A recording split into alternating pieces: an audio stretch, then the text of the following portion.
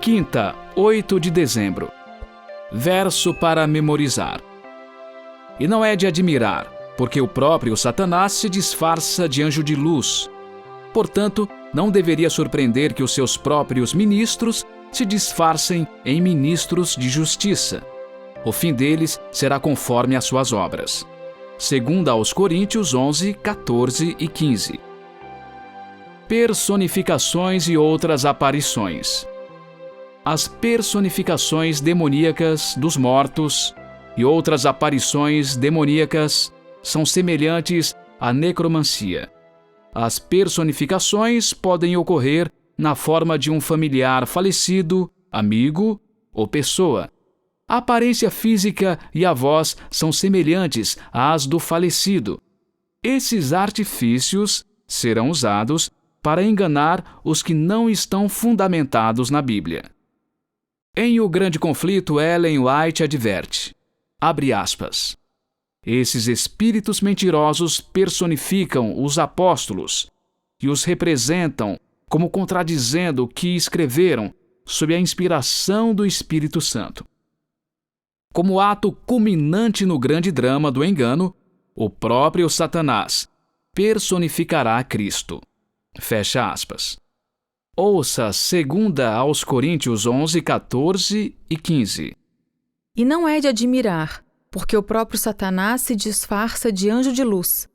Portanto, não deveria surpreender que os seus próprios ministros se disfarcem em ministros de justiça. O fim deles será conforme as suas obras. Efésios 6, 10 a 18. Quanto ao mais, sejam fortalecidos no Senhor e na força do seu poder. Vistam-se com toda a armadura de Deus, para poderem ficar firmes contra as ciladas do diabo. Porque a nossa luta não é contra o sangue e a carne, mas contra os principados e as potestades, contra os dominadores deste mundo tenebroso, contra as forças espirituais do mal nas regiões celestiais. Por isso, peguem toda a armadura de Deus, para que vocês possam resistir no dia mau e, depois de terem vencido tudo, permanecer inabaláveis. Portanto, fiquem firmes, cingindo-se com a verdade e vestindo a couraça da justiça. Tenham os pés calçados com a preparação do Evangelho da paz, segurando sempre o escudo da fé, com o qual poderão apagar todos os dardos inflamados do maligno. Usem também o capacete da salvação e a espada do Espírito, que é a palavra de Deus. Orem em todo o tempo no Espírito, com todo tipo de oração e súplica, e para isto vigiem com toda perseverança e súplica por todos os santos. Pergunta 5. Quais devem ser nossas salvaguardas contra tais enganos demoníacos? O apóstolo Paulo nos adverte que a nossa luta não é contra o sangue e a carne, mas contra os principados e as potestades, contra os dominadores deste mundo tenebroso, contra as forças espirituais do mal, nas regiões celestiais.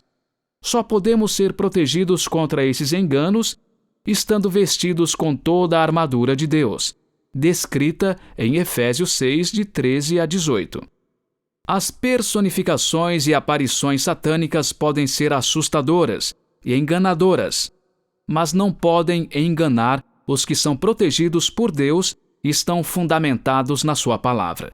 Do ponto de vista doutrinário, os que acreditam na doutrina bíblica da imortalidade condicional do ser humano sabem que qualquer aparição ou comunicação com os mortos é de origem satânica e precisa ser rejeitada pela graça de Deus. Não importa quão poderosa, convincente e aparentemente real seja a manifestação, devemos permanecer firmes no ensino de que os mortos estão dormindo na sepultura. Imagine, porém, perder um ente querido e depois crer que ele apareceu para você. E se ele lhe expressar amor, dizer o quanto sente sua falta e falar coisas que só ele saberia? E se ele disser que agora está em um lugar melhor? Se uma pessoa não está fundamentada no que a Bíblia ensina sobre o estado dos mortos, imagine com que facilidade ela poderá cair nesse engano, especialmente porque querem acreditar nisso. O que significa vestir toda a armadura de Deus? Como podemos fazer isso em todas as áreas da vida, não apenas ao lidar com os enganos do tempo do fim?